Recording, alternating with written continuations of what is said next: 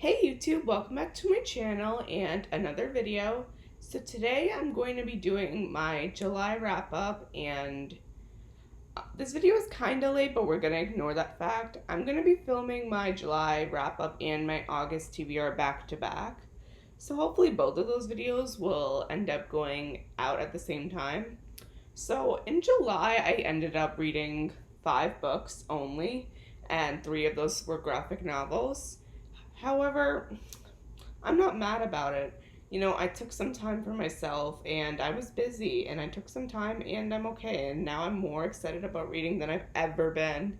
Like, it's this great feeling I have now. Like, at the very beginning of January, when I was trying to finally get back into reading, that was when I had the most fun with reading. And it's been a while since I've had that same level of excitement back. And I'm really happy that I have that now. And I have to credit the Six of Crows duology by Leigh Bardugo for doing that, because this series is amazing, and I just completely love it so much. And it has such great characters, and she just, like, I don't know, she like brought back excitement for me in reading, because I've never been this in love with a book. I'm just gonna go through the books.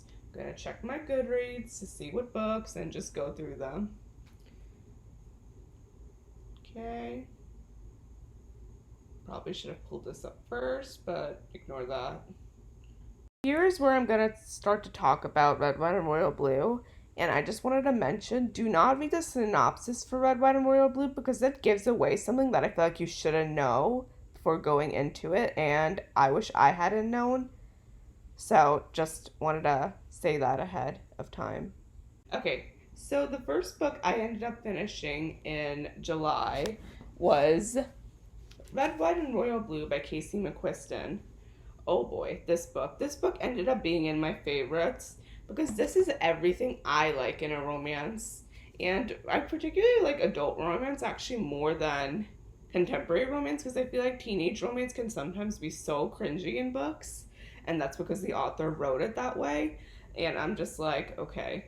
And this one, I felt like none of the romance was like making me cringe too much, and this is like exactly what I like in a romance. I feel like that has such great lovable characters. The relationship isn't one-sided, and I just feel like all the characters are really funny in this book. That's one of the best things about this book. It's super funny, and I love the queer rep in this book. So essentially, I feel like you shouldn't know too much about what this book is about. Just know that it has great characters, amazing romance, and has good plot, and it has substance, in case you're wondering that. Because I know a lot of people are just like, oh, but this doesn't have a lot of substance and depth to it. But no, it does. I really like the politics in this book too, because we follow, obviously, the first son of the United States and the Prince of Wales, England. And it's kind of like an enemies to lovers romance, but it works, and it's actually a good enemies to lovers romance. And I've never swooned over a romance as much as I have with this book, and that's amazing to find. So that was the first book I ended up finishing. The next book I ended up reading is Guts by Raina Telgemeier. So this is the 3rd book in the Smiles series, which is essentially a graphic memoir series written by Raina Telgemeier. So they basically follow like instances throughout her life. The first one centers around when she suffered a tooth injury. The next one is called Sisters, and it's pretty self-explanatory. It centers around her life with her sister. And the 3rd one is called Guts, and it weirdly centers around her anxiety, because you wouldn't really think that based off the title, but it centers around her anxiety, and I just felt like it had really good anxiety rep. So if you're looking for that, that's really good for that. And I just feel like in a way, it's very different from her other graphic novels, because I've never seen her really talk about like her literal struggle of anxiety. So I really appreciated that in this. And let me get into my star ratings. I'm gonna put a chart at the end with all my star ratings. But Red, White, and Royal Blue was a 5 out of 5 stars. Of course, loved it. And Guts by Raina Telgemeier was a 4 out of 5 stars. Okay, so the next book I ended up reading is All the Stars and Teeth by Adalyn Grace. So this is kind of like a sea-themed romance. Well, not kinda. It is a sea-themed. Did I just say sea-themed romance? Okay, it is a sea-themed. It is a sea-themed fantasy, which follows our main character Amora Montara as she's training to be this high animancer or the Master of Souls. So the way this world is broken down is that there's these different islands that practice different types of magic, and you can only practice one type of magic. So, for example, mind magic, that the island of mind magic can only practice mind magic. And it's really cool in that way because you get to see them visit the different islands. And it's cool. It kind of reminded me of Ember in the Ashes that way, where they all are like visiting the tribes and stuff like that. So this follows our main character, Amora Montara. She's trained to be these Master of Souls, and she's like, because she practices soul magic, and her bloodline practices soul magic. And in order to prove that you are worthy of being this high animancer, you have to demonstrate your powers. And so what happens is her demonstration ends up going terribly wrong. And so we follow the events after that, where she strikes a deal with this pirate, and that she'll help him get his stolen magic back from this evil who has started practicing multiple magics, which is forbidden in this world. And in the process, she's going to prove to her kingdom that she's worthy of being the high animancer if she saves them from this evil. And this has a really great plot twist. It has a great world, and it just it gave me what I wanted, and it's highly underrated. I feel like a lot of people plan on reading it, but I feel like no one has officially been like, oh yeah, I'm reading it. And it's so good. It's very underrated, even though it has hype in a way. Not really. But it honestly was wow, it surprised me. I feel like a lot of the books I read in July surprised me and how much I actually ended up liking them, like Red, White, and Royal Blue, All the Stars and Teeth, because I had originally seen All the Stars and Teeth have it was a 3.8 rating, I think, at that time when I read it.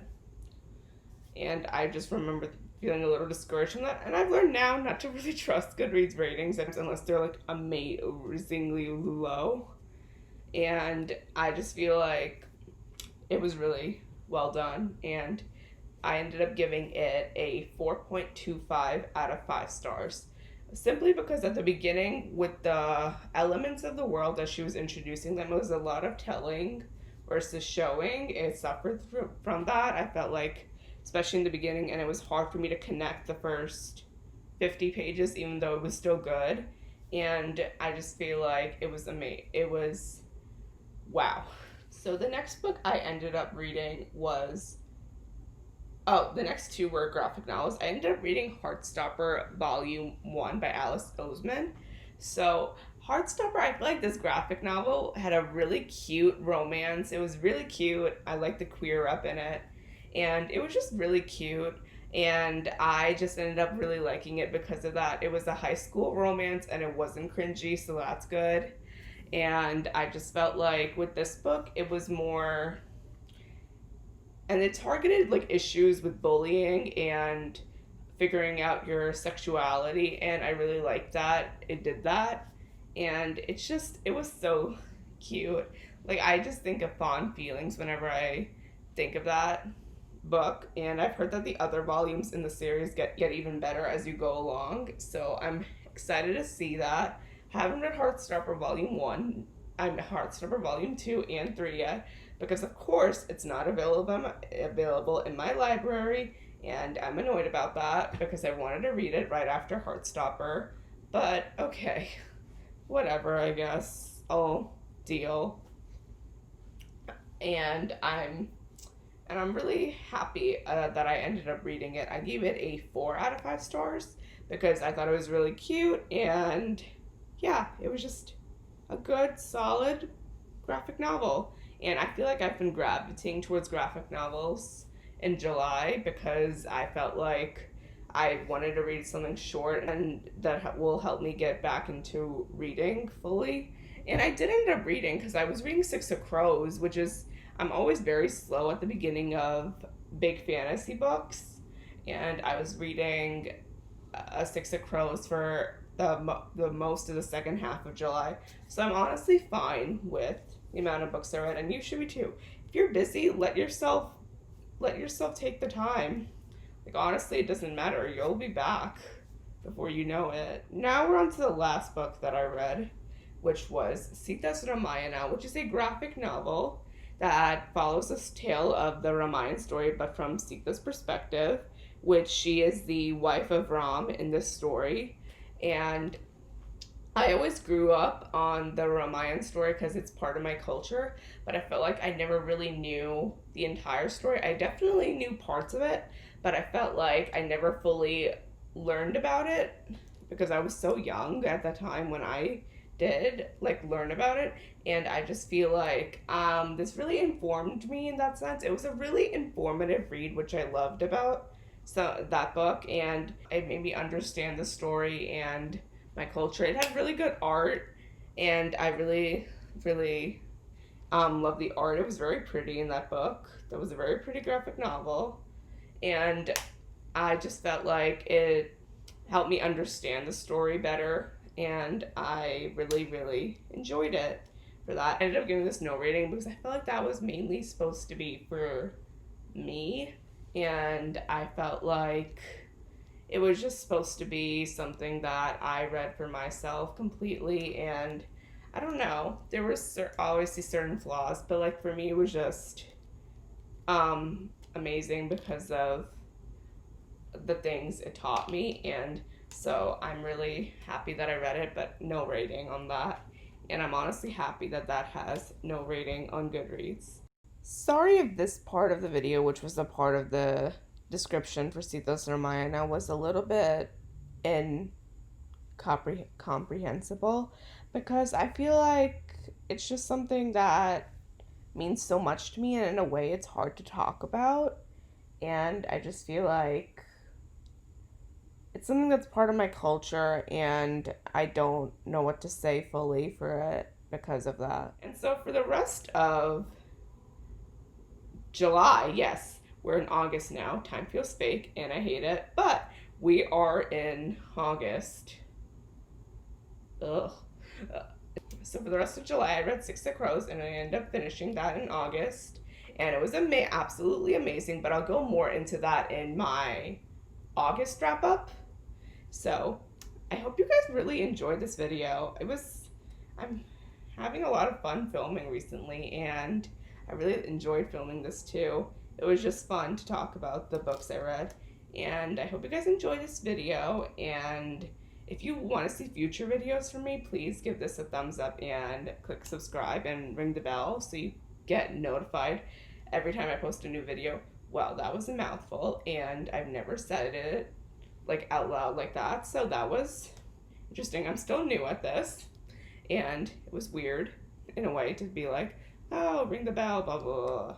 So thanks for watching, and I will see you in my next video. Bye, guys.